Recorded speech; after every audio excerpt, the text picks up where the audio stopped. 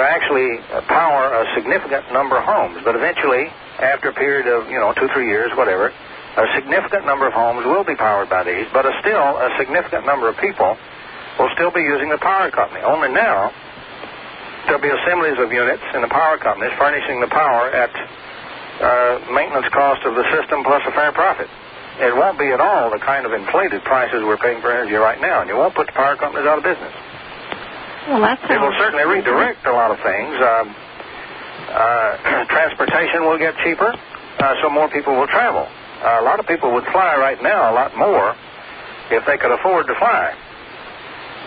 People fly as little as they do because the price is too high, and the seats are uncomfortable and a whole bunch of other things. But what I mean is the system adjusts, and as everybody's standard would go up is what really would happen. You wouldn't have wholesale losses of people and the standards stay the same. What really would happen is the standard of living of everybody would go on up gradually year after year as this market slowly got filled, and it would take 20 years. If you could go into production day and night with huge factories cranking out, it'd take 20 years before you could even fill the backlog.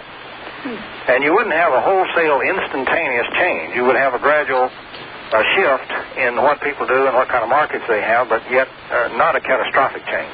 Well, you got to remember also, Marie, that they first started electrifying the United States around the turn of the century after Mr. Tesla gave us the alternating current. True. But by World War II, only 22% of the country was electrified. And it took World War II to get the whole country electrified. So it took a long time. How soon could a device like this be installed in my home, say? We hope within a year. After the date that somebody within a year? Enough to go ahead and do the final development of the production engineered product.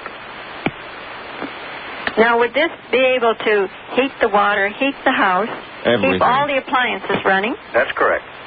Everything and then some. We're talking about a 15 to 20 kW unit. Well, it sounds utopian to me because I just got my electric bill today, Marie. It was $456.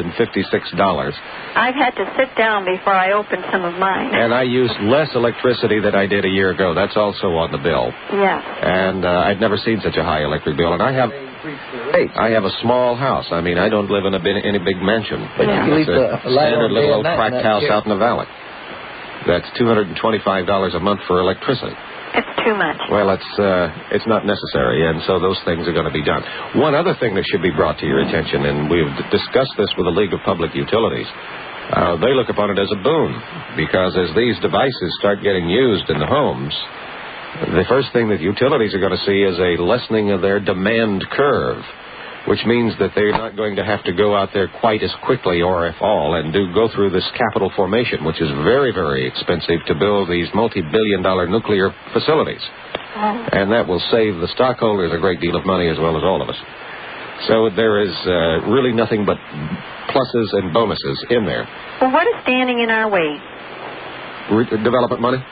Development money. How much would it take? Billions. Billions?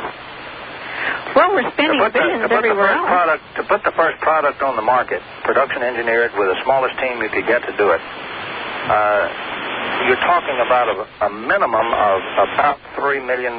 Any way you price it out, that's the smallest way you could do it. When you spend the money to do it, that's what it comes out at. A more reasonable figure, to try to figure that you don't hit everything exactly the first time you do it, that you do have some shifting around, which always occurs in research. You never have everything go perfect in research.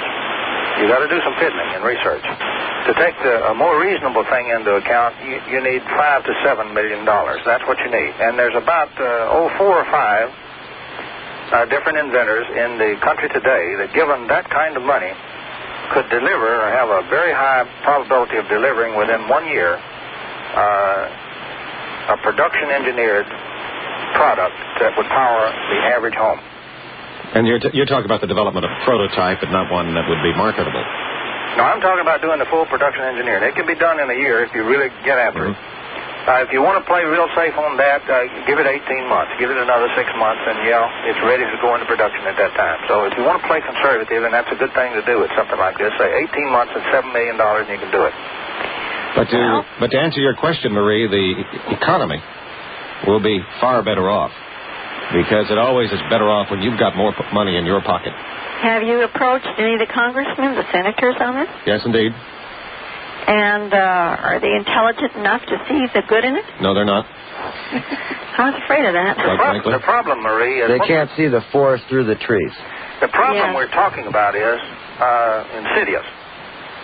Almost the entire orthodox scientific community immediately fires out the idea you cannot violate conservation of energy. And you cannot violate conservation of energy as long as you don't do what we're saying, curve space-time locally. And all our university students and all our professors have been taught that you cannot engineer general relativity at all. It's not engineerable. It's unthinkable. It's heresy to even mention that. Well, you know, somebody, a scientist, is supposed to be a heretic as far as fixed ideas. True. And so what we need the universities to not be so staid, but to be a little bit more heretical as far as maybe you can engineer general relativity, because nobody's ever tried.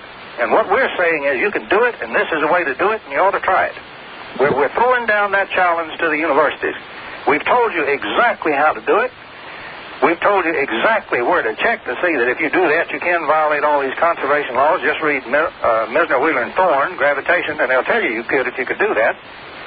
Read that book to see what the assumptions are in the orthodox limited general relativity that's taught. Remove the limitations and see where you are, and do the electromagnetics like we've said. Do the experiments yourself. Don't take our word for anything. Do it yourself in your own labs and in your own universities.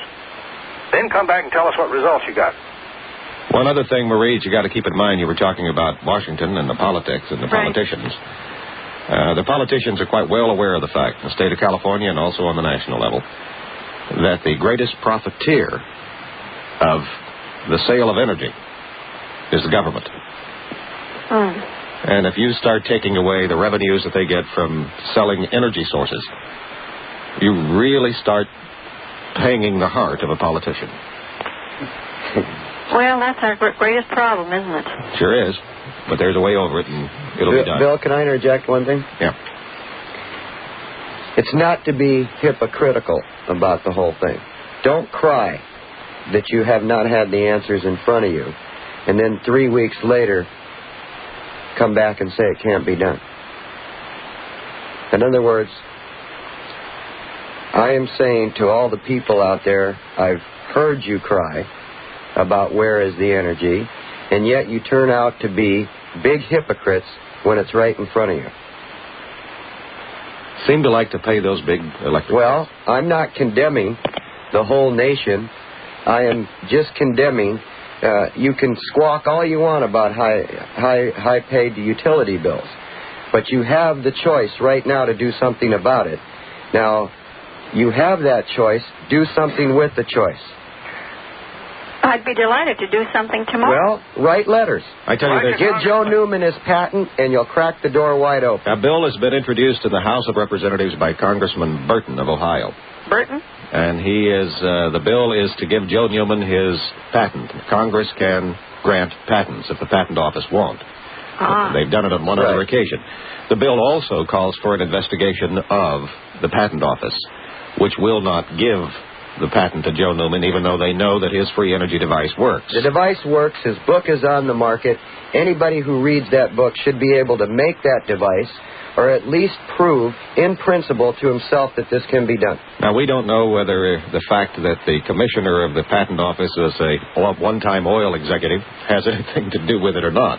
That may just be a coincidence, but nevertheless, a congressional investigation has been called for in Congressman Burton's bill, and a congressional patent given to Joe Newman, and I hope they do. One more point that I'd like to make, Bill. You see, if funding does not occur for this type of project, what these industrialists may find out is every garage mechanic in the world will have one. Then they no longer need them. They don't have to borrow any money. Wow. Okay? That would be their comeuppance, now, wouldn't it? What I am basically saying is these devices are so simple that, like I've said before, you can stand in front of a forest and not see the trees. Well, the thinking that has to go into them is awfully complicated, but the actual device itself gets far simpler than anything we normally build, which is why we can't understand it. That's right. Well, now, these devices could be produced now? Yes. Absolutely. Well, that would generate a lot of jobs, too, wouldn't it?